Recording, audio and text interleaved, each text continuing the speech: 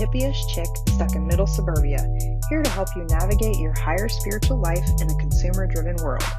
Join me for discussions on practical applications of holistic ideals.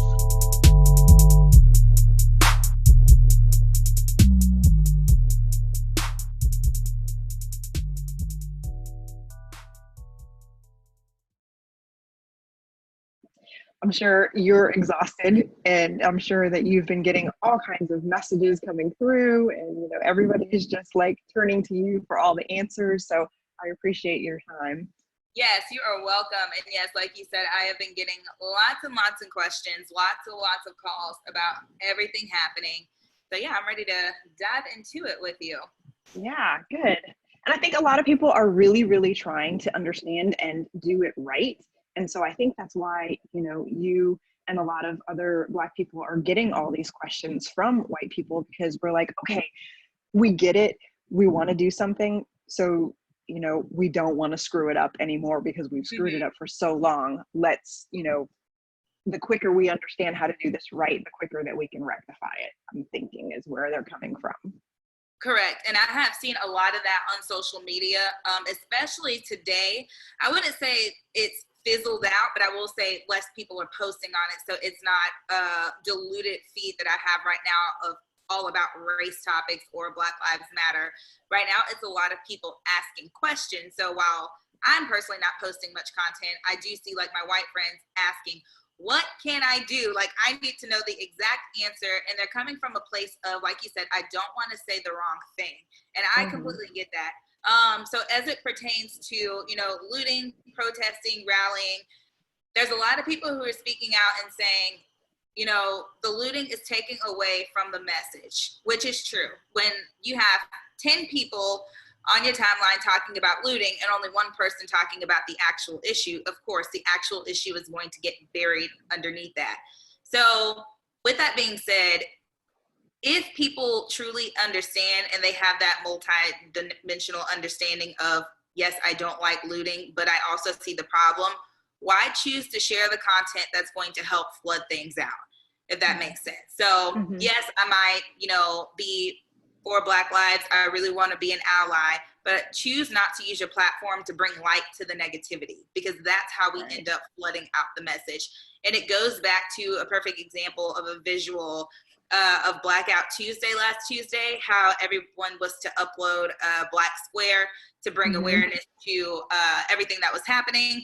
However, on Instagram, lots and lots of people were using the hashtag Black Lives Matter underneath that black square.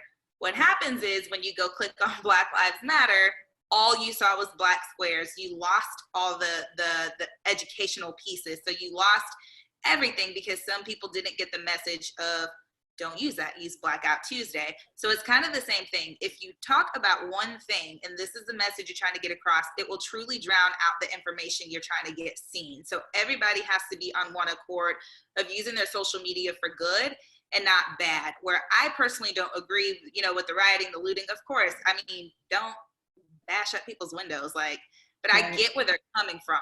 But I'm not going to speak on that because that's not my personal pain. I don't share the same hurt, the same trauma as the people who are lashing out in that way. So again, that's not for me to talk about. I'm going to continue to talk about where I can make a difference, help bring it to light. So I think if more people get on board with that, the better off we will be. Right. Yeah, that makes a lot of sense. And I think a lot of people are focusing on it and lumping it all in, just like, a lot of times the police officers are getting all lumped into one big pot, and white people and Black people and looters, and and I think I think a lot of it is frustration too, because we're seeing the cities, the inner cities, getting destroyed, and now what? Now it's going to happen in 2 weeks when you need to go to the grocery store, or you're seeing these people's livelihood being destroyed, and so I get where they're coming from with that, but yeah, I understand. Yeah. And to that too, a point that I think all of us have seen on social media, there have been so many people who have shown up to these areas just to mess up stuff. Like they don't even care about anything that's happening, why people are there. And there have been videos of that surface on the internet. So again, choosing to put that on the people who are there for the right reasons and not the people who are there for the wrong reasons. I forget what city it was in, but that came out too. They said I think it was, where is it, Minneapolis, that the people who did that first, they weren't even from the city. Like, they were all out of staters. So again, to stir up drama, to make it look like this is, you know, a negative rioting kind of group, when the vast majority of those people weren't. And we even had videos surface when Dallas had their first wave of protests happening. There are people with they were not Black people. Again, videos of non-Black people with bats in their hands, poles, like trying to destroy buildings. But also in that same video, you see a line of, you know, different races of people. So Black people, white people, Hispanic people, telling them like, no, don't do that. So you can tell already, like, everybody was there for this. I didn't even say everybody. Most of them were there for the right reason, but then there are people who were there for the wrong. So I think it's almost irresponsible to pin that on those people, to say, you know, the people who protest, that's what they did, when we know that they didn't. For the part. But then again, you always gonna have those ignorant seeds in environments like that. So if you see one person knock a window, you're gonna think, oh, let me go in there and get me a couple of Van shoes now that the store is open. I mean, that's not how that works, but that's theft at that point. And I truly think that people in that nature, if they are seen on camera, I think we have the technology and the tools to be able to, you know, give those people proper consequences to that. Because again, I personally don't condone thievery. Like, I don't condone. But exactly. yeah, so I mean, to that extent, or from that angle, yes, of course, that's not right. Don't do it. But also knowing it's going to happen. Right. So y'all out there, please stop those people. Please do what you can. Keep it civil. That's your responsibility too. Like, if you, again, this is a perfect example. If you see something bad happening, stop it. If you see a police officer on somebody's neck and you are around, stop it. If you see somebody being racially profiled, stop it. You see these things happen, you wait till they happen, and then you choose to complain about the way that it happened, when you had every responsibility, being somebody in that close proximity to something like that happen, and you chose not to do something. You are just as responsible, like those cops were held just responsible for watching that police officer kneel on that man's neck and do nothing. Ha, there it is. Exactly. Yeah, it's so true. And I think we've gotten into the thing where, you know, so many people are like, well, it's not going to make any difference if I say something to my racist uncle, and, you know, that's just how he is. And, you know, if I just ignore it, then, you know, maybe it'll go away. But it doesn't go away. I mean, my own father-in-law is like that. And, you know, I've been married for 18, 19 years, and we've had this conversation almost every time we visit him. And I'm like, do not say that word in front of me. Do not talk about people like that. We don't talk like that. Like, you're teaching my kids that it's okay because you're a person of authority. And whether it makes any difference or not, I still feel responsible that I have to say something every time because that's my job. And do you think, I'm asking you a question, do you think, because like you said, as a person of authority, when they say those types of things and again go unpunished, do you think that also teaches your kids something too, to see that behavior not corrected? Oh, absolutely. Yeah. Absolutely. Yeah. And I think, you know, and then it just looks like mom's crazy and why is she making a big deal out of it? Whatever. But yeah. Exactly. And again, that's how the message of what Black Lives Matter truly stood for and still stands for, is we just want to see, you know, action behind these things. Again, Trayvon Martin and George Zimmerman, that whole situation, a lot of people saw an innocent teenage boy get murdered and that man got completely off. What does that tell the next person who chooses to profile somebody who's in their own neighborhood? Like, he was right there by his house. So it's like, when you choose not to correct things soon, then it's like, what are we teaching? And then like the Charlotte 9, was his name Dylan Roof? There's been so many. To go in and shoot these people in church and then to get escorted out, they feed him. It's like the treatment is just so different.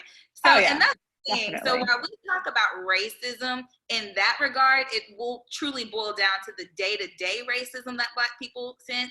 I was talking to a friend and she said, have you ever walked into a room and felt uncomfortable? And I was like, yeah, as most Black people have. And I countered the question and I said, have you ever walked into a room and noticed that you were one of many white people and there was probably like 2 Black people in the room with you?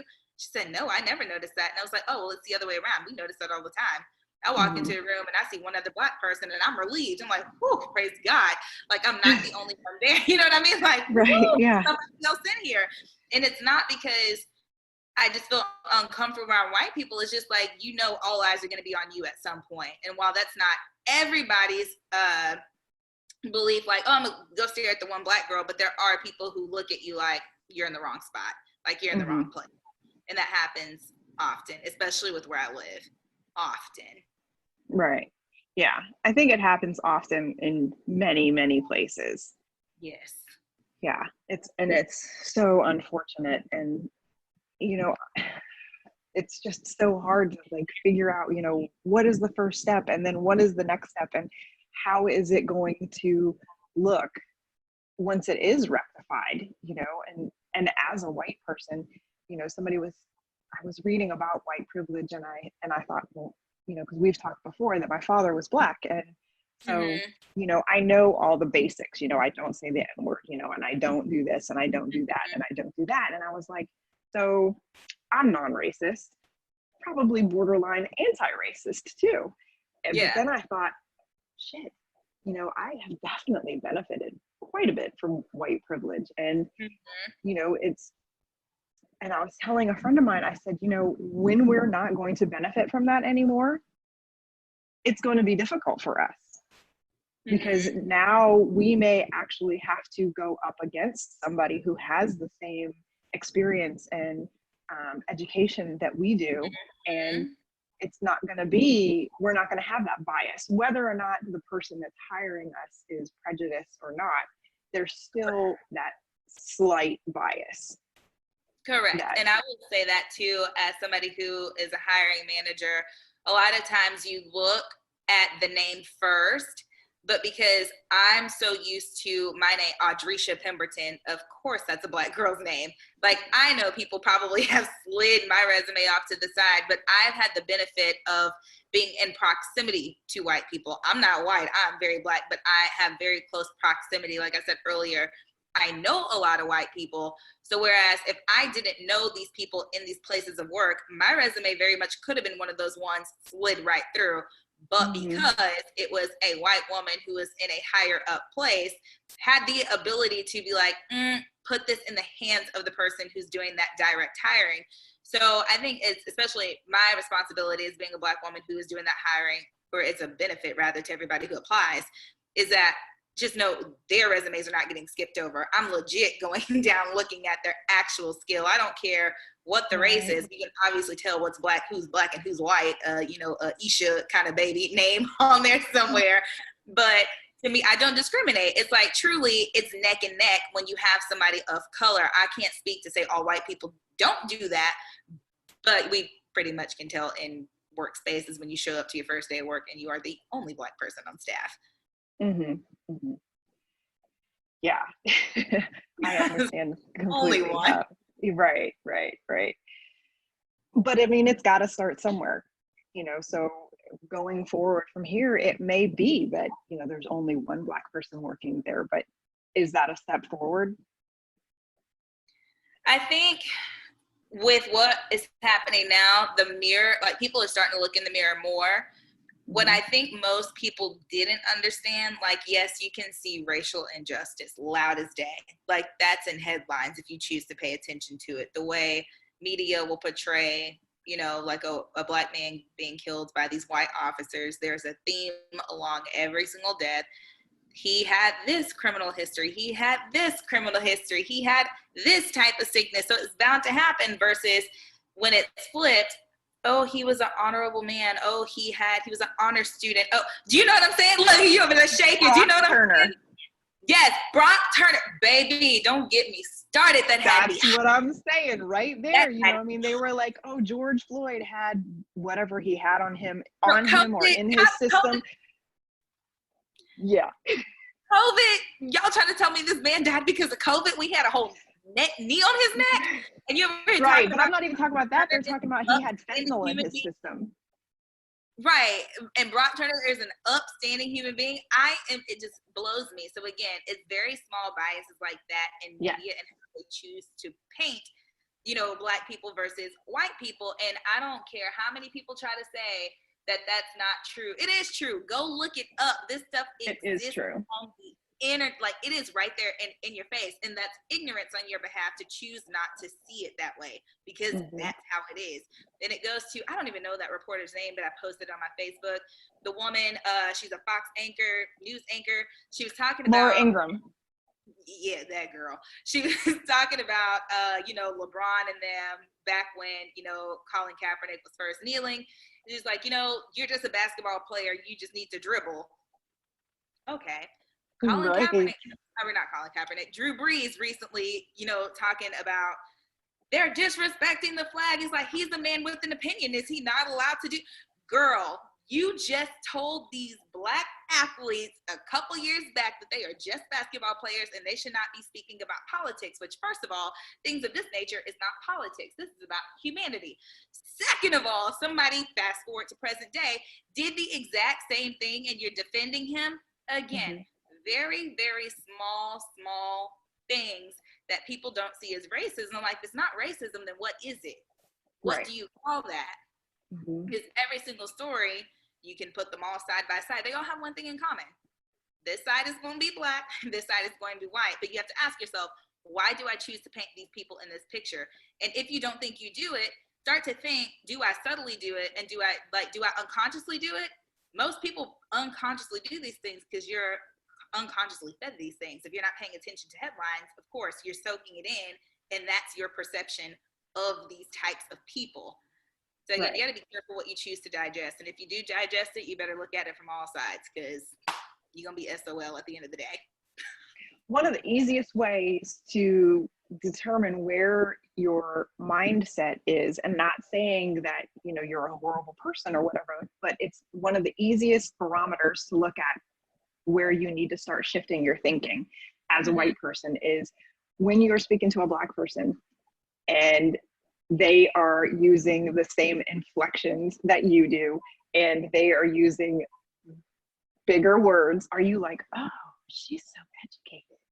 Girl, somebody just tweeted about that. It was really talking about, saying, Black people are so white when they, they're well-spoken. It was like, why is that something on us? Like, why is being well-spoken only a white people thing? Exactly. So if you're surprised or you're impressed, then that's when you really need to flip that mirror around and start looking at it and going, okay, there are some changes I need to make. So when I saw that, I was like, oh, that's a really easy barometer to look at and use that as an example, because, a lot of people are going around, I don't use the N-word. Oh yeah, I've got a Black girl on my Facebook. Oh yeah, I went to school. I roomed with her. Yeah, and I'm like, a Black girl, but you have to think, do you know their culture? If you still asking 5 years into y'all friendship about why she doing that to her hair, why she got braids, and why she getting a sew-in, I'm gonna tell you right now, you ain't got no Black friend if you don't understand the basics. So that's how I know. Because people still till this day, people still till this day will ask me, oh, Audresha, you got braids? Oh my God. Or is that your hair? Did you get a trim? Now, you knew damn well I didn't get no trim. And again, it's little things like pay attention. Like, it's not that hard to pay attention. So yeah, goodness. Yeah. And I think, a lot of times, if we don't know, you don't want to ask, because I wouldn't ask my white friend if she's naturally blonde either. So I do. And I think that's the thing. I was actually having this conversation with somebody the other day. She said, I feel so bad knowing that I'm calling you because you're Black. She said, I feel like I'm singling you out because you are Black. And I think, yeah, I feel the same way. And I think that's because the way we were, taught in school about racism and, segregation, all that stuff, it made it seem like it was a bad thing to talk about. So when there are people who say, I'm colorblind, I see why they say it, but at the same time, don't erase what I come from because you want to choose to pretend like none of that ever happened. Because it did. I hate that it happened, but I'm also proud of where I come from, the type of people that I came from. They pushed through much more than I'm having to push through right now. While it's still not the same kind of equality, I have so much more freedoms than we would have had in the past had they not chose to stand up and move forward. So yes, please acknowledge that these Black people who are oppressed came from where they came from. So because I'm so comfortable saying, yes, it's a white person, there's a Black person. So if I see my friend Ruth starting to show, I'm like, girl, your hair not really blonde? Like, I'll be like, yo, you're not a blonde hair girl, you brunette. COVID really and quarantine and shined a light on some folks' real hair color. I had no idea about some of my friends. I was like, yes, Ruth. I got a big gray streak. Yes, I had no idea. So for me, I'm so comfortable with it. But I think that also comes from upbringing.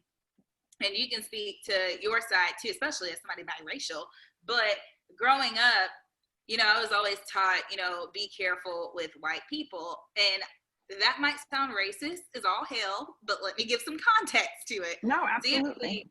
My mother is almost in her 60s, so you rewind that back. That was like not too far removed from segregation. What do we know about times of segregation? People was throwing out the N-word like they was just saying hey to somebody. Right. Let you walk past a Black person, N-word. Huh? Like, who does that? That was like, coming off the heat of that. You have to rewind back to my mother's mother, who is my grandmother and very much alive till this day, big kicking it in East Texas, lived in those times. My grandfather lived in those times. They were the ones getting negatively catcalled at by the opposite race. So you have to think, how did they have to raise their Black children using separate water fountains back in the day? They were giving birth to these children with this heat of racism, and it was thick as all hell at the time. You have to raise them to be defensive against stuff like that. You have to warn them about this is how people are. Like, you can't think these people are your friends. And even think, Ruby Bridges still alive is, again, big kicking it. People threw riots because they didn't want her to go to school with white people. She's the first Black girl to go to that school. Like, she is still alive. That stuff is not far removed. So when you have people like Ruby Bridges, who's around the same age as my mom, giving birth to people of my generation, of course they instilled that in us because they lived it. So when people say, we've come such a long way, to who? To who? Right. Okay, we in the same schools, we're working in the same places, but the racism is still there. And that's what I need people to understand. So even the biggest display is obviously police brutality and how it's handled between a Black person and a white person. Yes, it does happen to white people. Whoever listens to this, we know it happens to white people. However, it is properly handled when it's with a white person. It's not brushed under the rug. Breonna Taylor murdered in her own house. Why then people ain't got charged? I don't know. You know what I mean? Little stuff like that. Like, this stuff happens on the day-to-day basis. Like, racism is alive and well, and I think a lot of people are starting to learn about the subtle things that are racist. Right. That's true. That's so true. And it's a good thing because you have to purge it out before you can fix it. And you have to see it first. Like, I tell people all the time, you can't fix a problem if you don't know what the problem is. Like, how are you gonna fix something if you don't even see it? Like, you have to see it within yourself first. And I know there's so many good-hearted people who, I don't know how many different analogies I can say this in, who are like, why can't we all just love each other? And I'm like, yes, that is what the ultimate goal is, but that means something is broken if that's not the case right now. So we see love is not in the air. It ain't there. We got a long way to go. So if you want love, what can we do to start loving people? You can't, like, I think love is a choice. So if I go outside and I'm choosing to love somebody, it's like, I don't care if they're Black, green, gay, Catholic, Muslim, whatever. You have to choose to love these people. But you can't have, be discriminating against people because they don't share the same belief. And I think that's the first issue. It's not just Black and white. It's so many different corners. But what people are saying right now, Black Lives Matter, is this. Like, we're just bringing awareness to one of 1,000 different things that's dividing us. Because even in Christianity, I used to be one of these people who would be so judgmental when people didn't subscribe to your own convictions. So when people didn't subscribe to my personal beliefs, it used to offend me like crazy. It's like, well, they're wrong. I mean, Audresha, are they really wrong? Or did they just have the freedom to do whatever the hell they want to? Right. Exactly. So, you know what I mean? Like, are they really wrong? Or are you just being bitter right now because people aren't doing what you want them to do? And I have to tell my friends all the time, it's like, okay, where you are you agreed to these standards of what, you know, a Christian entails. Just because you did does not mean the person next to you did. So how can you, it was a woman, she's a deacon at the church I went to. She said, you cannot hold somebody responsible for something that they never agreed to. And when she said that, it blew my mind. I was like, wow, that's it. And I stopped thinking the way that I was. I was like, this person never chose this. Why am I trying to make them hold up standards that they never said they wanted to follow? Mm-hmm. So it's not your business what people are doing. So in that regard, like race, it's the same situation. It's like, if you want love, like something's broken. It was me. I was broken in that instance. Again, I was trying to force people into something that they didn't, you know, choose. But when it's racism, it's not, I didn't choose to be Black. So what are we going to do with that? Right. There's something broken with people who look at me and think and feel some type of way when I'm in the grocery store. Managers who feel the need to follow me or ask me what I'm doing, like Sarah didn't just walk in the store with me. And I'm like, why you come to me? Like 5 of us just walk in the door at the same time. Like, why are you looking at me? So yeah, we all want love to be in the air. We all want it, but we got to start somewhere with the broken pieces first. Exactly. Yeah. And examining ourselves first. And I will say for both sides too. I know I'm going to shake the table when I say this about some Black folks. We have got to start forgiving. I'm not about to rush somebody's process of forgiving. You stay mad as long as you need to be mad. Forgiveness is for yourself and not for anybody else. But as for me in my house, I choose forgiveness because I know what bitterness and anger feels like. I hate that feeling. I don't like it. It crushes me. I choose to forgive as quickly as I possibly can. So I think that's why I'm able to exhibit a lot of patience with some white people in these conversations, because I'm not mad. I'm just trying to help them understand. And the sooner we can all get there, the better off we will be. However, they are still held to a certain responsibility on their end. Just because I forgive you does not mean you don't need to acknowledge your own wrongdoing. Like, oh, absolutely. You know what I mean? Like some people are like, oh, I'm off the hook. No, you're not. Like, oh, she forgive me. No. We're gonna go dissect all this stuff you got going on in your heart. Like, now's the time, just because I'm gonna approach it, you know, so we can understand each other. Like, I just want to know where you're coming from, but you also have to understand where I'm coming from and understand that you're not wrong. This is just what the issue is. Now help me fix this issue so we can all keep trucking forward. Right. Exactly. Yeah. And that's where it gets lost on a lot of people. This is going to be like a conversation that is not going to be short. It's not going to be sweet. It's not going to be easily remedied. It's going to be a lot of work on both sides. And, you know, I hope that the majority of people are willing to actually put the time and the work and the energy into it, because I feel like I know that it will be well worth it. Yes. And I will say to that, somebody asked me, or was it me or was it somebody I just saw on the internet? Probably me. I'm getting too many conversations. Somebody was asking, how do you have these types of conversations? And then I want to ask you, have you initiated any conversations before I tell my side? Have I? Like initiated any of those tough conversations since all of this? And if you have, like, how did you bring it up? Because it's awkward if you're sitting, you know, with your very obvious racist family members. Like, how do you just ease on into it? Well, I mean, I initiated it with you, obviously. You know, I saw your friend's post and saw that you had put out the invitation that, you know, anybody wants to get on your calendar. And I was like, great, because, you know, not everybody is willing to talk about it. You know, not everybody comes from the vantage point of, you know, like, yes, let's talk about it. Let's sit down and talk about it. You know, some people are of the vantage point of, you should already know, or if you don't know, then you're not trying. So, you know, I initiated it with you, and, you know, I've been talking to my husband about it a little bit. You know, I've been bringing it up with my kids, you know, just random people just bringing up, hey, what do you think? And like, what do you think about this comment that somebody made, you know, and just getting into discussions with that. And I will say that's pretty much how I've jumped into every single one of them too, is just ask for the conversation. It's not a comfortable thing to say.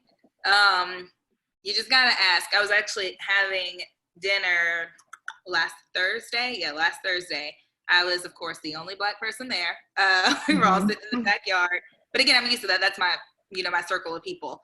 But I don't think we've ever been around each other when something has been this heightened where it was like black versus white. I don't think we've ever been in the same room together with that happening. But for me, it wasn't awkward because I know them well. So it was just like, we sat down, had wine in our hands. Y'all, so what about this racism going on? So for me, I'm used to it. I'm so used to people who acknowledge the elephant in the room. And so I'm trying to be more assertive in that way. So how you saw the same thing, I'm asking for conversations. I was on social media just throwing out my email like it was water on everybody's comments, especially if they had an opposing view. And it wasn't because I wanted people to convince people of things. I just wanted to talk. Like, I just wanted to talk. Like, literally, I just want to see where your mind is, where your heart is. Like, if you truly just like, forget these people getting killed for no reason, that's where you at, that we ain't got nothing to talk about. But if you are somebody who actually cares about the stuff happening, you're just not speaking out on it, that's different. So I just want to make sure your head, like, you truly understand what people are saying. Like, again, you can be very right in your opinion. Like, you can be very hurt by people kneeling for the flag. Okay, great. Be hurt by that. I will hurt with you if that hurts your feelings. However, if you are not willing to understand the why, that is where I have the issue at. Like, you can be so passionate about your cause, but you can't really shut out something else, especially if somebody offends you. If somebody offends me personally, I'm finding out why. Like, we finna go fix this thing. Like, I don't take somebody offending me and just letting it slide. So if you are offended, go tell them you offended, but ask them, why did you offend me? Like, they will tell you, but you're not willing to listen. So again, ask for the conversation, bring it up. It's gonna be mad awkward. But like I said, it's needed. And, you know, I think a lot of white women are raised to be more, I don't want to say genteel, but, you know, like, overlook it. And, you know, if I just close my eyes to it, it'll go away, type of thing, you know. And I was raised in Florida. And so, like, we're South, but we're not the South. So we were raised to say what we wanted to say. And, you know, with my father being Black, say what you have to say. You know, we are very outspoken and we don't beat around the bush. And then, you know, going where I went to high school, you know, we were desegregated. So white people were bused down to the South side and vice versa. So, you know, how you had mentioned, like, you were the only Black girl in the room. There were plenty of times where I was the only white girl in the room, but you just ask the question. And so I think that's why I have, you know, enough people on my Facebook that I can say, hey, can I ask you this? Right. Yeah. So I know you got to go. No. You're good. We're good. Okay. We got time. Okay. Yeah, we got plenty of time. I'm going is like up the street. We got time. Okay. Yeah. So, you know, I mean, I think for white people, we need to just ask it and take that chance, shoot that shot. And if, you know, a person of color or a Black person gets offended, then is it okay to move on to the next one and ask them the questions that need to be asked if we're really trying to learn? I think it is. And I'll speak to just somebody who asked it. So I used to teach group fitness classes with her in college. She was asking genuinely, because again, I know her well. She was asking about, you know, how do I bring it up? Like, again, I don't want to say the wrong things. And I was kind of disappointed in the people who were commenting on it. Again, Black people going down, like, they were coming from a place of just, it was just rude. I was like, she's asking a genuine question and nobody was really coming at, like, from a soft place. Like, she's being very, very genuine. If I was her, I would personally move on to the next. Like, I'm not engaged with somebody. I don't deal with foolishness. I just don't. Right. I protect my peace at all costs. And if my peace includes leaving behind people who are ignorant, who are truly just trying to stir up drama, I'm just going to bypass it and move forward. And I would suggest anybody that's dealing with people like that to do it, which is, again, why I was dropping my email on so many posts, because it was a lot of back and forth banter about nothing. Like, and one of my friends kept having to intercede a lot. It's like, focus on the point.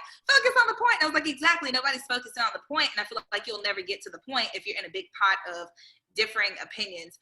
One person's talking about kneeling. One person's talking about rioting. One person's talking about Black Lives Matter. Person's talking about, you know, protests from MLK Day. Another, it's like a mess on social media. On one single post, 10,000 conversations. But I'm at the root of all those conversations is the exact same cause, is racism.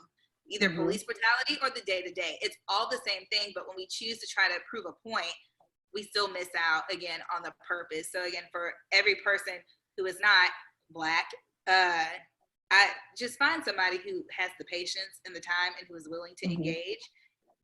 That's who you invest your time with, because I don't know how y'all do it, because I personally would not go back. I don't go back and forth with people. I can't do it. I don't have time. Yeah, right. Find yourself at that point, tell them Venmo me for my time that I just wasted with you, because time is money. I don't know how people do it. Yeah, exactly. And actually, that gives me an idea that I'll discuss with you later. Something that we can maybe set up for that. So, yeah. All right. Well, I appreciate your time. I hope we answered some of the questions that that I had for you. And if not, then I definitely, would like to reach out to you again. And I really, really appreciate you being patient with us and answering the questions for us and giving us the opportunity to be able to learn and try and rectify and remedy this. Yeah, you are welcome. Listen, that's all I'm here for. It's an offer perspective and a reminder. I am one person's view of a many different people. Oh yeah, I get it. Yeah, I like to tell my white friends, I am not your token Black friend.